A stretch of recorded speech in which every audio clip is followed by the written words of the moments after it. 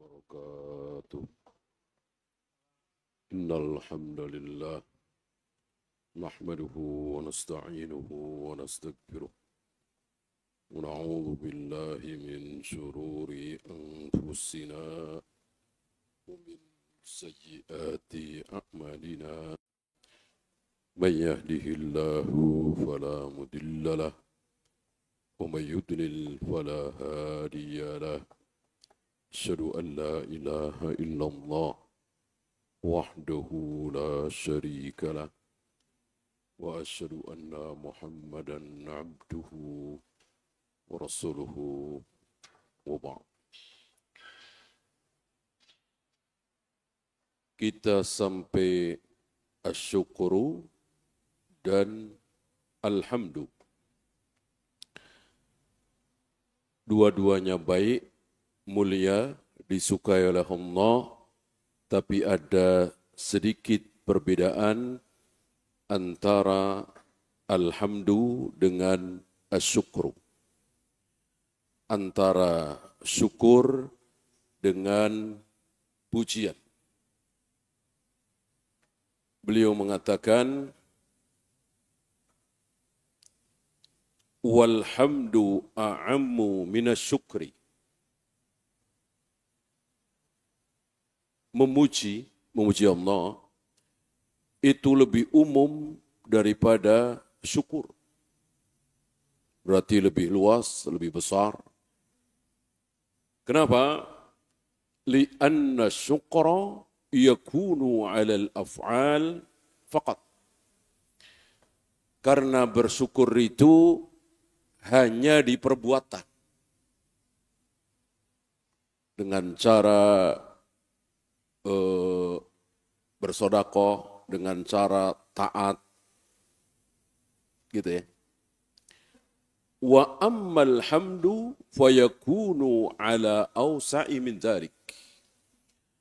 Adapun alhamdu, memuji, ini lebih luas. Karena menyangkut tentang zat, asma, sifat, af'al. Gitu.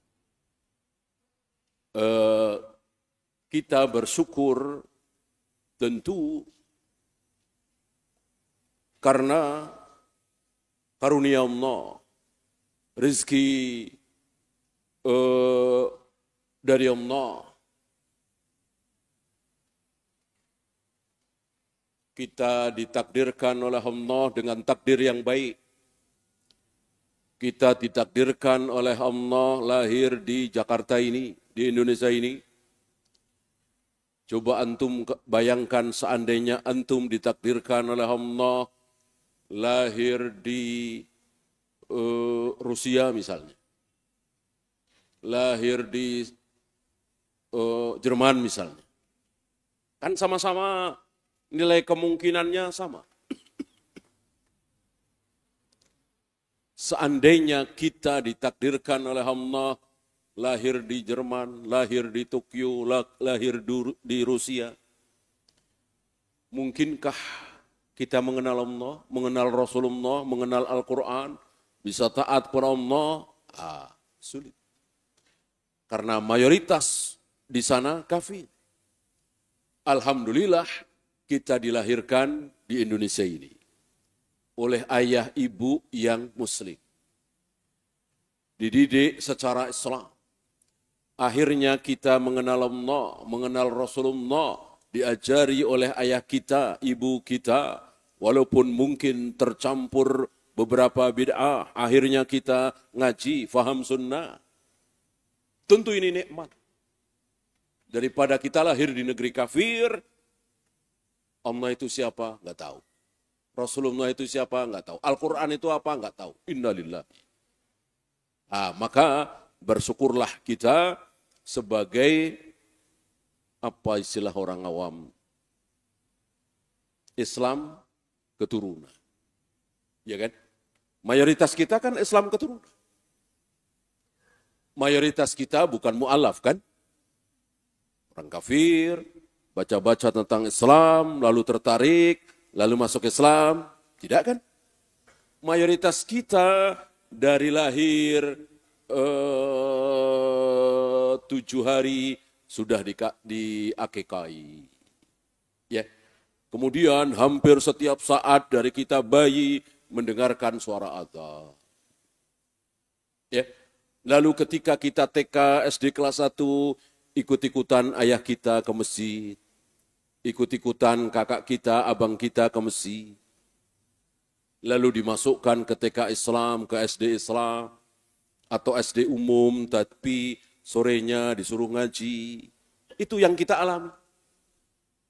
Kita ngikut saja, bukan maunya kita kan.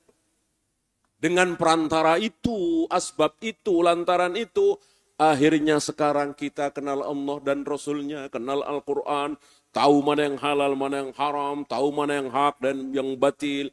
Apalagi tahu ini sunnah, ini bid'ah, nikmat luar biasa. Ya, maka jangan dicaci Islam keturunan. Karena beberapa orang merendahkan. Cuman Islam keturunan. Alhamdulillah, Islam keturunan. Daripada kafir keturunan, ya kan? Pilih mana? Islam keturunan apa kafir keturunan? Tentu kita pilih Islam keturunan. Itu nikmat dari Allah. Kita bersyukur. Perbuatan apa? Perbuatan siapa? Tentu perbuatan Allah. Emang kita bisa mesen? Nggak bisa. Lahir di mana, oleh ayah ibu yang mana, kita nggak bisa pesan. Itu perbuatan Allah, gimana kita tidak bersyukur? Ya. Nah, adapun pujian, alhamdulillah, itu lebih luas lagi. Karena selain kita mensyukuri perbuatan Allah, kita memuji bahwa Allah Maha Pengampun, Allah Maha Penyayang, Allah bersemayam di atas arsy, Allah turun ke langit dunia setiap sepertiga malam. Itu kan perbuatan Allah bukan untuk kita. Kan begitu. Sifat Allah, kita ucapkan sifat Allah itu, kita yakini apa adanya, dan itulah pujian. Ya, bukan bersyukur. Masa kita bersyukur Allah bersemayam di atas arsy? Apa begitu? Kita bersyukur Allah menciptakan Adam dengan kedua tangannya. Kita bersyukur Allah akan menggulung langit dengan tangan kanannya. Apa begitu? Tidak kan? Kita bersyukur Allah mentakdirkan kita hidup di negeri Islam seperti Indonesia ini. Kita bersyukur Allah takdirkan kita tidak hidup di bawah kolong jembatan misalnya. Jelek-jelek tapi punya rumah. Perbuatan Allah kita syukuri. Adapun memuji lebih luas lagi.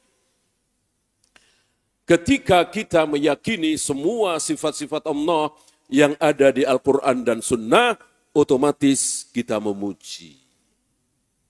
Maka firqah-firqah dolal, dari Asy'ariyah, Maturidiyah, Jahmiyah, Jabariyah, Mu'tazilah, Rafidah, yang mengatakan Allah tidak bersemayam di atas arsy, Allah tidak pernah turun ke langit dunia setiap sepertiga malam, Allah tidak punya tangan, Allah tidak punya wajah, berarti dia tidak memuji. Yang memuji Ahlus Sunnah, yang mensifati Allah apa adanya, sebagaimana kata Allah sendiri dalam Al-Quran dan Sunnah. Itu yang memuji. Berarti firqah-firqah dolal ini apa? Mencaci, menjelek-jelekkan Allah. Karena sifat Allah itu kan semuanya terpuji. Gak ada sifat Allah tercela. Berarti Allah memiliki dua tangan, yang dengan dua tangan itu menciptakan Adam, berarti itu sifat terpuji. Ketika kita mengatakan dan meyakini Allah memiliki dua tangan, berarti kita sedang memuji Allah. Berarti firqah-firqah dolal yang mengatakan Allah nggak punya tangan, berarti dia tidak memuji Allah. Dia merendahkan Allah, dia menjelek-jelekkan Allah. Gitu. Walaupun tentu mereka tidak merasa. Justru sebaliknya. Ya, kita sudah belajar kan bahwa mayoritas firqah-firqah itu kan berangkat dari niat yang baik. Berangkat dari niat yang tidak ingin mengotori Allah. Cuman tanpa ilmu. Jadi karena kedangkalan ilmu mereka, mereka menganggap kalau mengatakan Allah punya mata dua, punya tangan dua, punya wajah, punya jari, itu berarti mengotori Allah, menyamakan Allah dengan manusia. Ini kedangkalan ilmu mereka. Ya. Adapun ahlus sunnah wal jamaah mengikuti Rasul dan para sahabat. Mengikuti para nabi, para rasul, mensifati Allah persis seperti yang Allah katakan sendiri di dalam Al-Quran dan Sunnah. Tidak menambah, tidak mengurang, tidak menggeser, tidak mentakwil, tidak mentafwid, tidak mentaktil, tidak mentasbih. Jadi betul-betul meyakini apa adanya berdasarkan satu kaidah yang tidak boleh kita lupakan. Apa? Walam yakul lahu kufuwan ahad. Laisa kamislihi syai'. Tidak ada satupun yang sama, yang setara, yang mirip-mirip dengan Allah. Dengan dua ayat ini, dengan kaidah besar ini, kita mengatakan Allah punya wajah, Allah punya jari, Allah bersemayam di atas arsy dan seterusnya.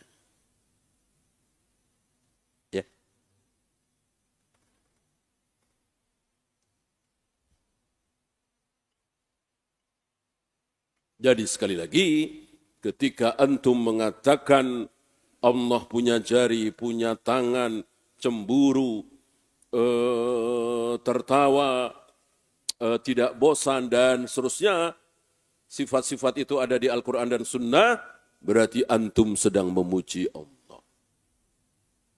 Ya. Bukan bersyukur. Kalau bersyukur, perbuatan Allah atas diri kita. Allah memberikan rezeki kepada kita, Allah memberikan hidayah kepada kita, Allah menghidupkan kita, Allah melancarkan rezeki kita, memanjangkan umur kita, dan seterusnya. Itu bersyukur. Maka sekali lagi, alhamdu awsa'u minas syukr. Pujian itu lebih luas dari syukur. Ya, kita kembali ke matan. Al-mahmudu bi kulli lisanin, al-ma'budu fi kulli zaman. Allah itu disembah, Allah itu dipuji dengan seluruh lisan bahasa. Jadi antum jangan beranggapan kalau ingin memuji Allah, harus dengan bahasa Arab.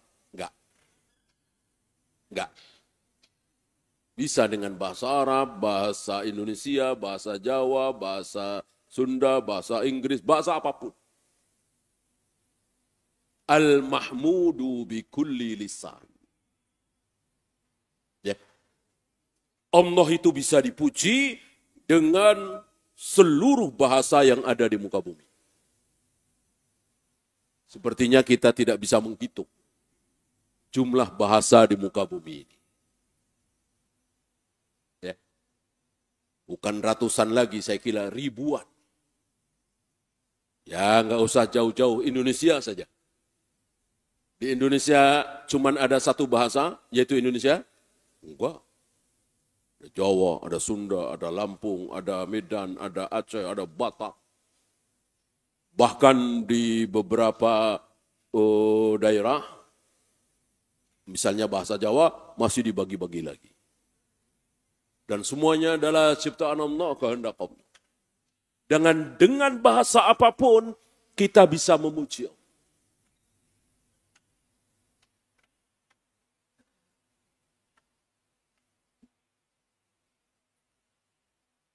Ketika kita mengatakan kepada saudara kita yang putus asa, yang ketakutan karena sudah berzina ratusan kali, minum khamr ribuan kali, berjudi sudah nggak kehitung, jarang sholat, bukan jarang lagi, nggak pernah sholat, kecuali bisa dihitung. Lalu dia merasa bahwa dosa-dosanya terlalu banyak, apa iya Allah akan mengampuni saya? Antum mengatakan kepada teman antum yang putus asa ini, jangankan dosamu,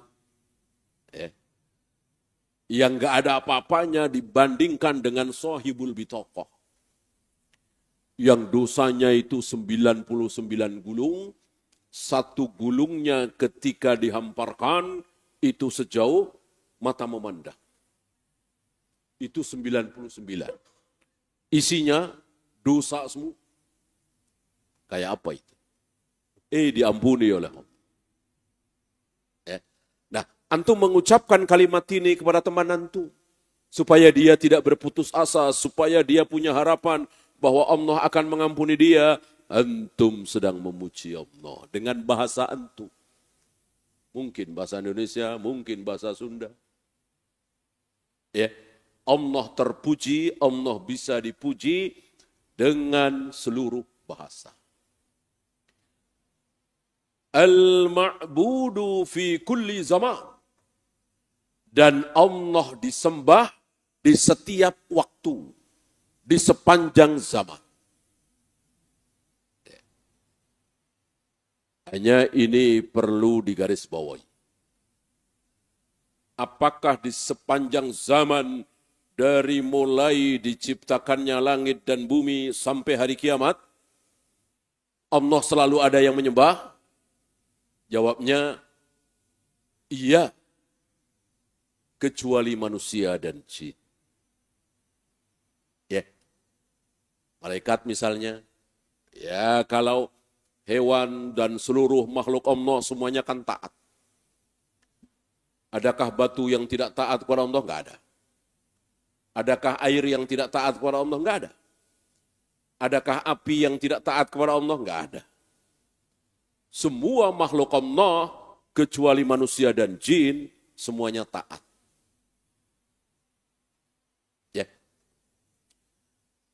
Ketika seekor kucing sedang mengunyah-ngunyah kepala tikus di hadapan anak-anak tikus, kucing ini sedangkan sadis sekali, tega sekali gitu, masih hidup, diterkam, dimakan, dikunyah-kunyah kepalanya oleh si kucing ini, atau harimau, singa menerkam kijang misalnya, dicabik-cabik, dikeluarkan ususnya, dimakan. Ini si harimau, si macan ini, si kucing ini sedang apa? Sedang apa? Sedang taat kepada Allah. Sedang taat kepada Allah karena Allah menciptakan kucing untuk berbuat seperti itu. Dan kucing tidak bisa tidak taat.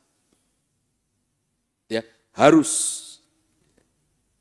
Maka insya Allah tidak ada kucing yang kasihan dah, makan tikus atau macan, makan kijang, apalagi anaknya masih kecil-kecil, kasihan. Dia ngajak teman-temannya sesama macan, harimau, mulai sekarang kita makan rumput saja, ayo. Jangan makan menerkam binatang-binatang hidup, kasihan. Kalau itu berarti si macan ini, si harimau sedang bermaksiat kepada Allah. Dan enggak ada hewan yang bermaksiat kepada Allah. Apapun yang dilakukan oleh si hewan, menurut logika kita itu kejam, sadis, itu perintah Allah. Beda dengan manusia dan jin. Untuk manusia dan jin tidak. Disuruh sholat, banyak yang tidak mau. Disuruh saum, banyak yang tidak mau. Dilarang makan riba, malah makan riba. Dilarang berzina, malah berzina. Ya, itulah manusia dan jin. Maka ucapan beliau al-ma'budu fi kulli zaman adalah di luar manusia dan jin. Malaikat apalagi ya. Adapun manusia apalagi jin itu ada batasnya. Entah tanggal berapa, bulan apa, tahun berapa, nanti di muka bumi sudah tidak ada lagi manusia yang menyembah Allah. Jangankan menyembah Allah, salat, ibadah, mengucapkan lafaz Allah saja sudah tidak ada. La taqumus sa'ah hatta la yuqalu fil ardi Allah, Allah, Allah. Hari kiamat terjadi ketika tidak ada satupun manusia yang menyebut lafaz Allah. Jangankan astagfirullah, jangankan la ilaha illallah, jangankan salat, menyebut lafaz Allah saja sudah tidak ada. Ya. Maka sekali lagi al-ma'budu fi kulli zaman ini ada rinciannya. Ya. Adakah sebelum itu pendapat yang rajih? Enggak ada. Ya. Taruhlah misalnya kejadian itu tidak ada manusia lagi, tidak ada yang menyebut lafaz Allah tahun 3.000 misalnya atau 4.000 misalnya. Apakah sebelum itu pasti ada? Jawabannya ada. Jawabannya ada. Disinilah kelemahan pendapat orang-orang yang mengatakan menjelang atau kecilnya Rasulullah di zaman kelahiran Rasulullah sampai beliau remaja itu masa fatrah. Masa di mana seluruh manusia di muka bumi tidak ada yang menyembah Allah satupun. Betul? Betul? Salah. Salah. Yang benar ada. La Waraqah bin Naufal, kemudian bapaknya Sa'id bin Zaid, yaitu Zaid bin Amr bin Nufail, dan walaupun sedikit sekali ya, walaupun sedikit sekali, tapi ada yang betul-betul menyembah Allah dengan cara yang benar, bertauhid.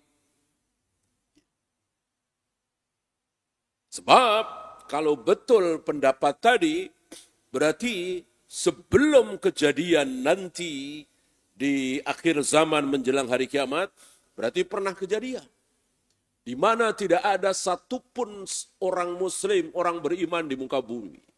Maka sekali lagi pendapat tadi lemah. Yang benar ada. Yang benar ada. Ya, insya Allah antum masih ingat siapa yang ditemui oleh Rasulullah dan Khadijah saat Rasulullah baru saja menerima wahyu pertama di Gua Hira. Siapa yang ditemui? Sepupunya Khadijah, tapi sudah tua sekali. Waraqah bin Naufal. Dari dialog Waraqah bin Naufal dengan Nabi menunjukkan Waraqah bin Naufal ini beriman. Tidak seperti Abu Jahal Abu Lahab. Abu Jahal Abu Lahab tidak beriman. Walaupun kenal Allah, cinta Allah, menyembah Allah, tapi caranya salah. Allah enggak mau. Nah, berarti Waraqah bin Naufal ini caranya benar. Tidak seperti Abu Jahal Abu Lahab, caranya salah. Waraqah bin Naufal caranya benar. Dan beriman. Dan sekali lagi, bukan cuma dia. Masih ada beberapa, tapi di Makkah. Adapun di Madinah kosong, di Mesir kosong, di Yaman kosong. Ya bolehlah dikatakan masa fatrah di situ, di Mekah tidak. Artinya, sepeninggal Nabi Ismail meninggal di mana? Nabi Ismail meninggal di mana? Di Mekah. sepeninggal Nabi Ismail. Maka dakwah tauhid ini diteruskan oleh siapa? Oleh anak-anak beliau. Oleh cucu-cucu beliau, cicit beliau, anaknya cicit, cucunya cicit, cicitnya cicit. Terus sampai zaman Abu Jahal Abu Lahab. Walaupun sudah luar biasa penyimpangannya, sampai dikatakan Nabi Ibrahim dan Nabi Ismail sedang memegang anak panah, azlam, mengundi nasib. Ini kan sudah luar biasa. Dan itu gambar itu ada di dinding Ka'bah. Berarti ini kan penyimpangan yang luar biasa. Tapi masih ada. Masih tersisa. Inilah jawaban kenapa ayah ibu beliau masuk neraka. Ini jawaban. Kan banyak yang membantah, gimana masuk neraka? Kan masa fatrah. Belum ada dakwah. Salah, sudah ada. Jadi dakwah tauhid dari Nabi Ibrahim, Nabi Ismail di Mekah, terus didakwahkan di Mekah sampai anak, cucu, cicit, sampai zaman Abu Jahal Abu Lahab. Maka pendapat keliru yang mengatakan masa fatrah terjadi di Mekah. Tidak. Jadi dakwah tauhid terus ada. Kebetulan ayah ibu Nabi Muhammad SAW sama dengan Abu Jahal Abu Lahab. Artinya tidak menyembah Allah dengan cara yang benar. Yang dengan cara yang benar, Waraqah bin Nawfal. Atau bapaknya Sa'id bin Zaid tadi. Itu caranya benar. Maka ada riwayat, ayahnya Sa'id bin Zaid, yaitu Zaid bin Amr bin Nufail, hati-hati dalam memakan sembelihan. Karena bagi beliau, Abu Jahal Abu Lahab ini sudah menyimpang.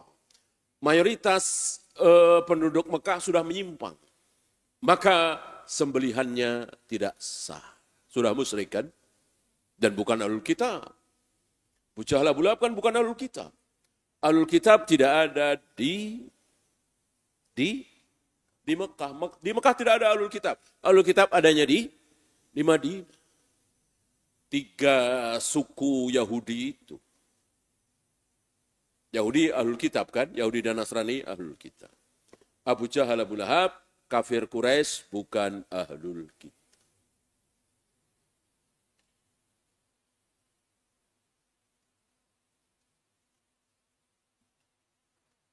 Kemudian beliau membawakan ayat ke-44 dari suratul Isra.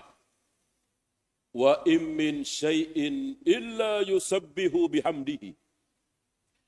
Tidak ada satupun yang tidak bertasbih memuji Allah. Ini dia. Maka pohon, kayu, air, batu, kerikil, gunung, matahari, bulan, semuanya bertasbih memuji Allah. Walakin la tafqahuna tasbihahum. Akan tetapi kalian enggak faham, enggak dengar, enggak tahu tasbih mereka seperti apa. Yang jelas tidak seperti kita, subhanallah, subhanallah, kita enggak dengar. Belum pernah di antara kita yang pernah mendengar suara subhanallah, alhamdulillah, Allahu Akbar dari sebuah batu, dari sebuah pohon, dari air dan seterusnya, ya kan? Nah, maka dikatakan di sini, walakin la tafqahuna tasbihahum. Kalian tidak tahu, tidak faham bagaimana tasbihnya mereka. Yang jelas mereka bertasbih. Sekali lagi, menunjukkan tentang kaidah tadi, yang tidak taat kepada Allah di jagat raya alam semesta ini cuman 2. Apa dan apa? Manusia dan jin. Manusia dan jin. Setan? Setan? Ya setan 2 itu. Setan itu kalau enggak manusia ya jin. Minal jinnati wan nas. Ya cuman 2 itu. Dan dua-duanya bisa taat. Banyak manusia yang taat dan ada jin-jin yang taat.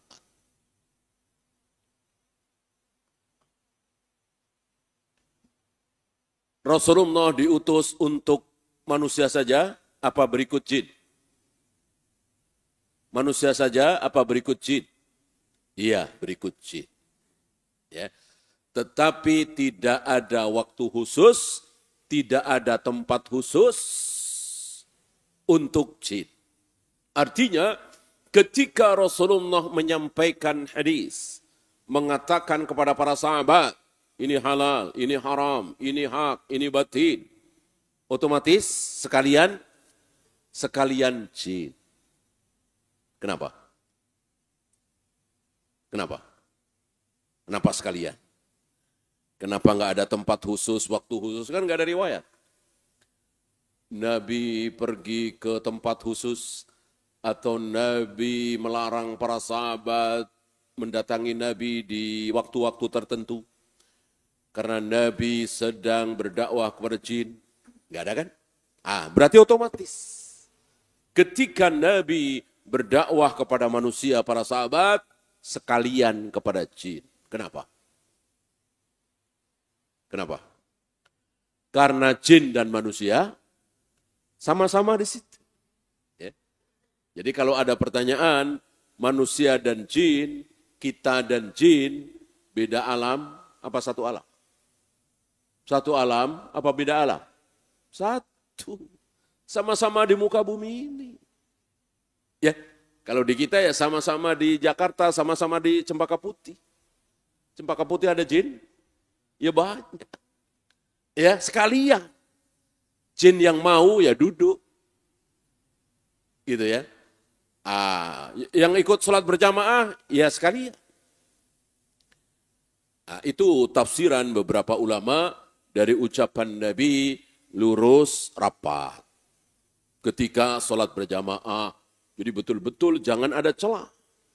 Jadi betul-betul bahu dengan bahu sebelah nempel, mata kaki dengan mata kaki sebelah nempel, jangan ada celah. Sebab kalau ada celah, apa?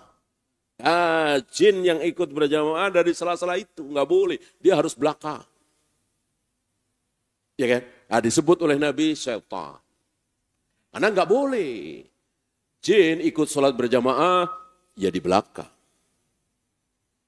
Ya, ikut ngaji, ikut Jumatan, sama dengan kita.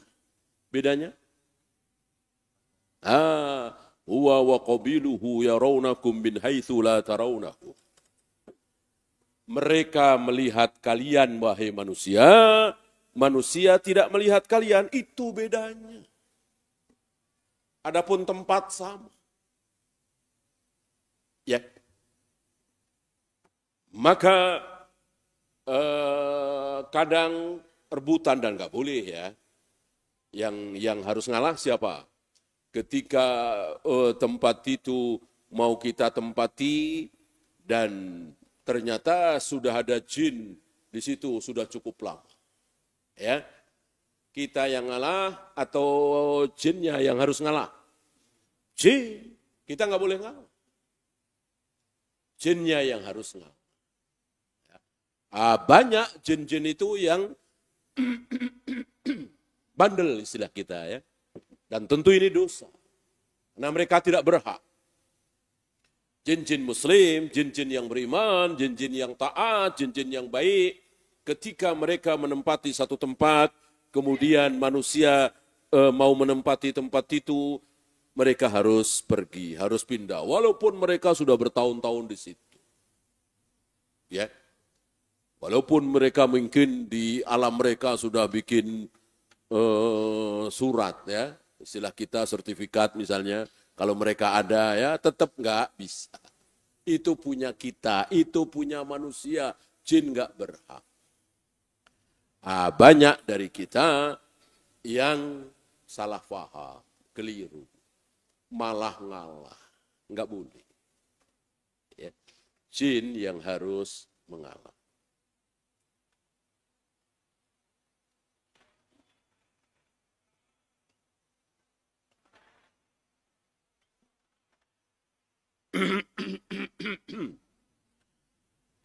Fakullul makhluqati tahmaduhu subhanahu wa ta'ala bilugatiha. Maka seluruh makhluk bisa memuji Allah dengan bahasa apapun. Tentu harus di luar sholat.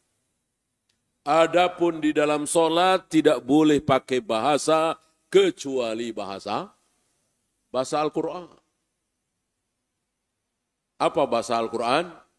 Bahasa Arab. Inna anzalnahu Qur'anan Arabiyyan. Kami turunkan Al-Quran betul-betul bahasa Arab. Arabiyyan mubinan, betul-betul bahasa Arab. Asli. Murni, tidak tercampur dengan bahasa lain.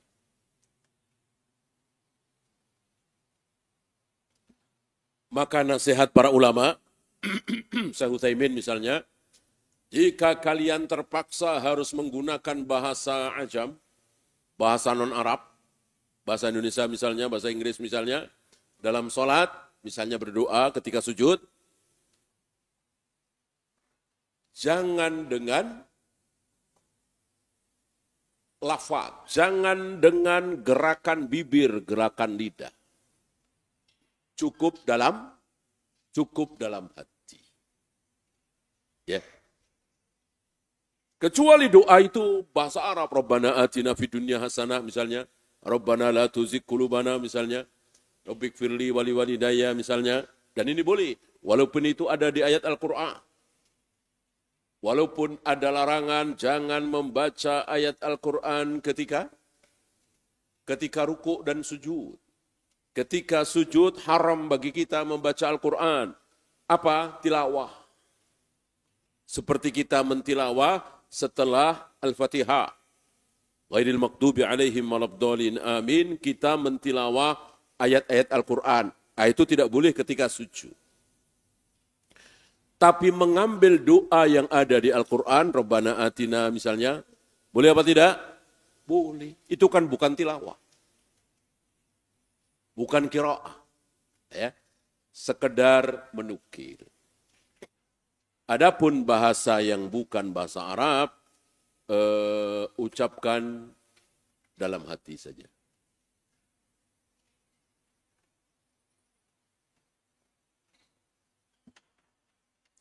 Kemudian al-ma'budu fi kulli zaman, Allah selalu disembah di sepanjang zaman. Ay al-mustahiqu lil-ibadati subhanahu wa ta'ala daiman abadan. Selama-lamanya. Dari mulai Allah menciptakan jagat raya alam semesta ini, sampai waktu yang tidak terhingga selama-lamanya. Selalu ada yang menyembah Allah. Walaupun di saat tidak ada satupun manusia yang mengucapkan lafaz Allah. Entah tahun berapa nanti. Tapi miliaran malaikat, bukan miliaran, triliunan malaikat. Menyembah Allah, bertasbih, bertahmid, taat. Tidak ada satupun yang bermaksiat kepada Allah. Maka hari itu ketika tidak ada satupun manusia yang menyembah Allah, Allah tetap besar. Allah tetap mulia. Allah tetap agung. Tidak berkurang. Kebesaran Allah tidak berkurang sama sekali.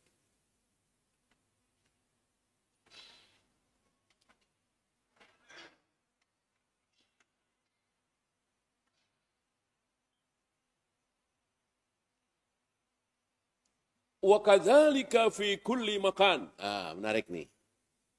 Begitu pula di setiap tempat. Sementara kita tahu beberapa tempat ada yang tidak, ya jangankan menyembah Allah, kenal aja tidak. Insya Allah ada. Ya, mungkin di kutub Antartika sana, mungkin orang-orang Eskimo ya. Banyak dari mereka ditanya, Anda pernah mendengar lafaz kata Allah? Ya. Mungkin dijawab enggak. Ya boro-boro menyembah. Kata-kata Allah saja baru dengar. Kalau kita tanya. Kalau kita nggak tanya mungkin sampai mati.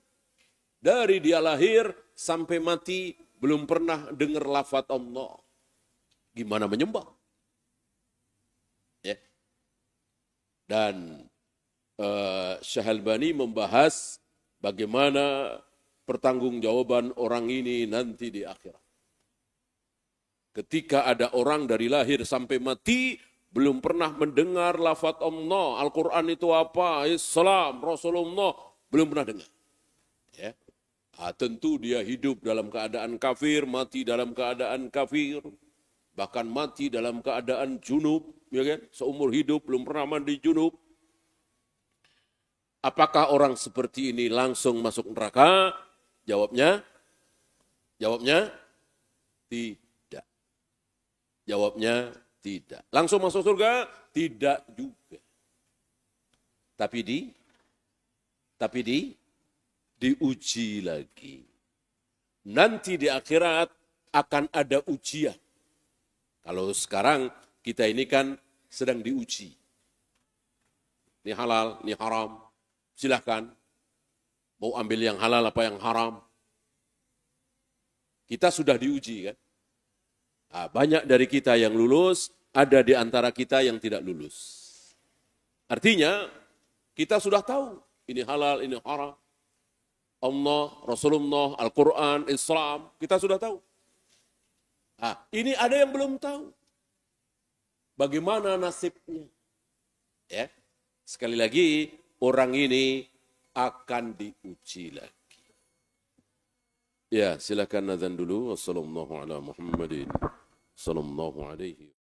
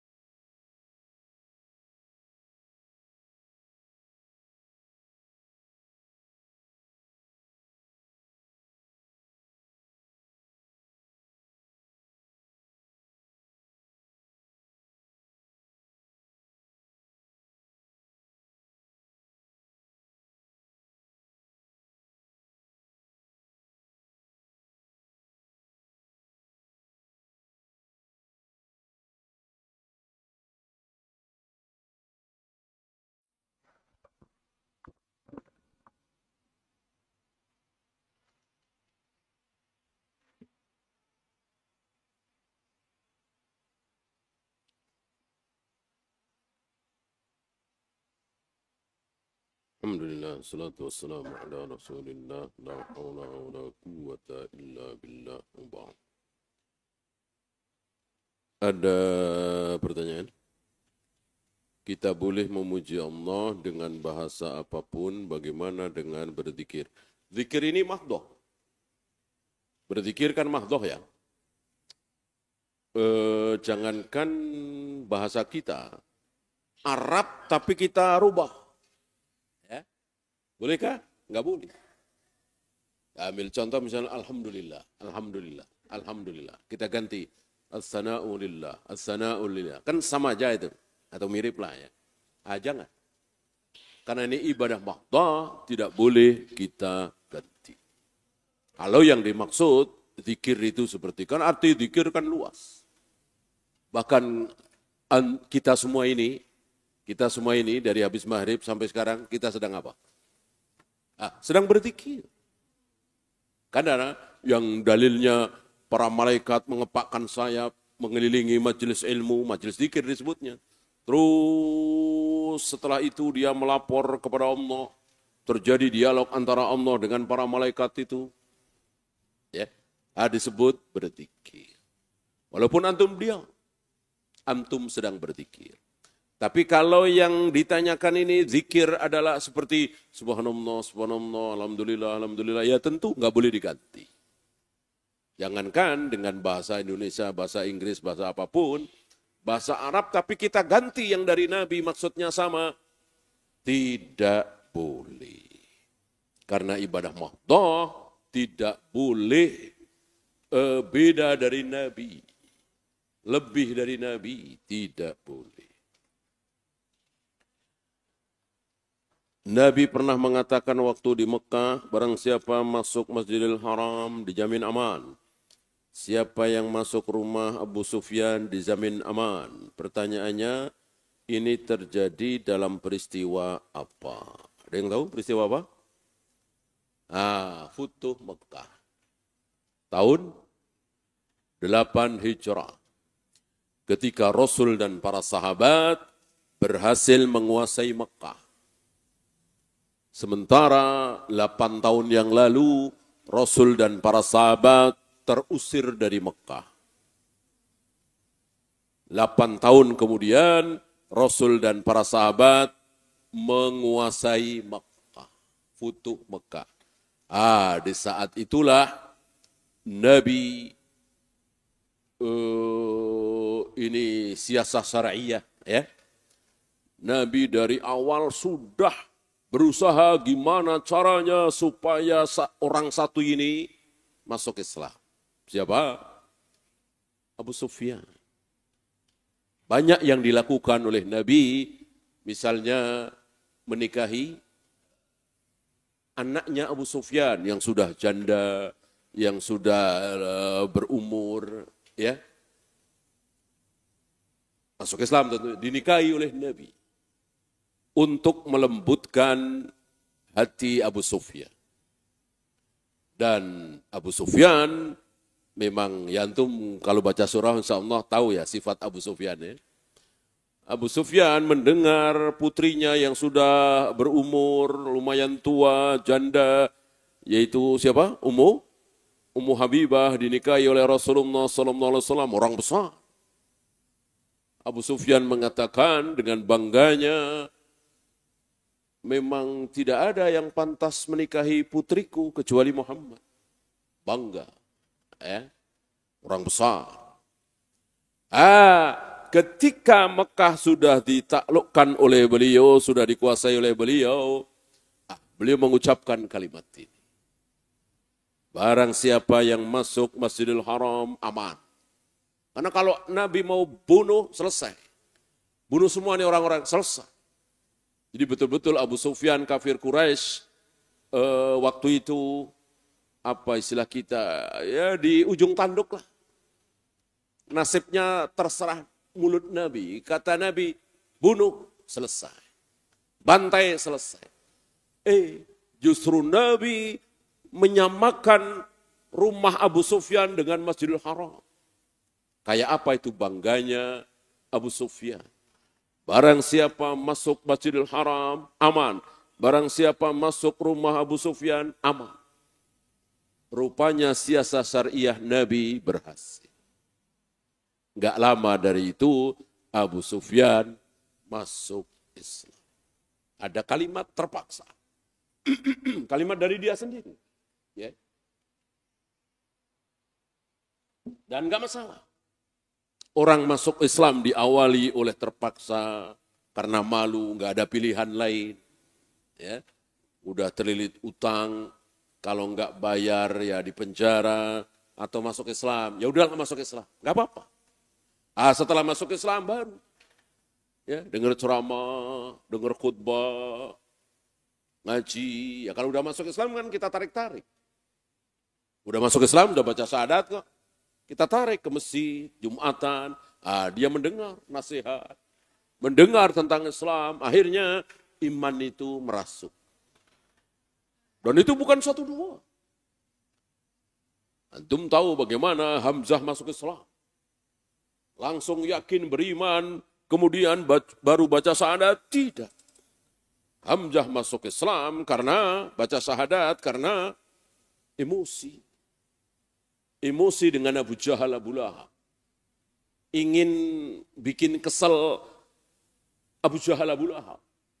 Ya, dengan mengatakan, aku sendiri sudah masuk Islam, baca syahadat. Akhirnya menjadi Islam yang baik.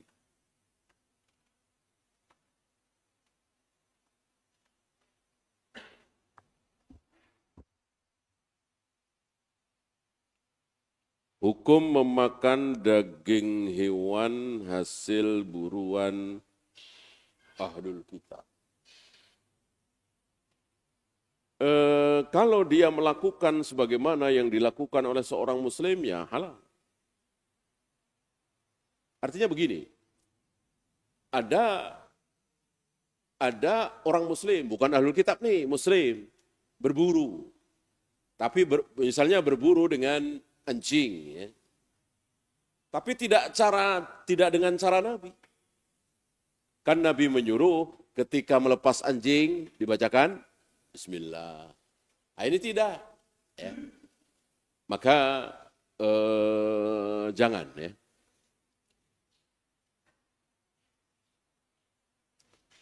Bukankah Waraqah bin Naufal ahli kitab? Bukan.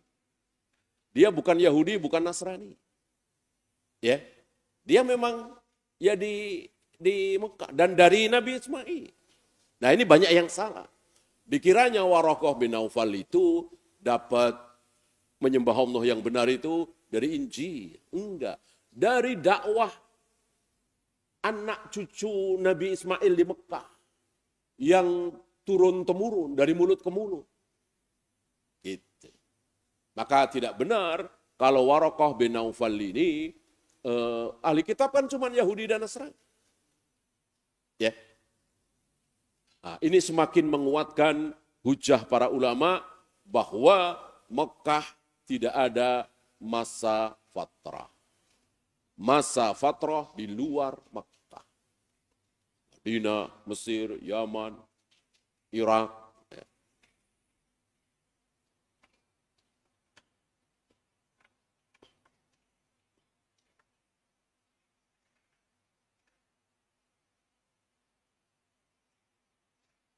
Bagaimana sikap kita jika tertimpa musibah? Bagaimana bisa yakin itu takdir Allah? Ya harus diyakini. Harus diyakini. Ya jangankan tertimpa musibah. Dapat kebaikan. Tiba-tiba kita dapat anak, padahal sudah belasan tahun nikah, nggak punya anak. Apa ini? Takdir.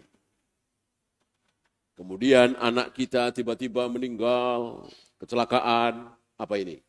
Takdir. Tiba-tiba bisnis kita melejit, takdir.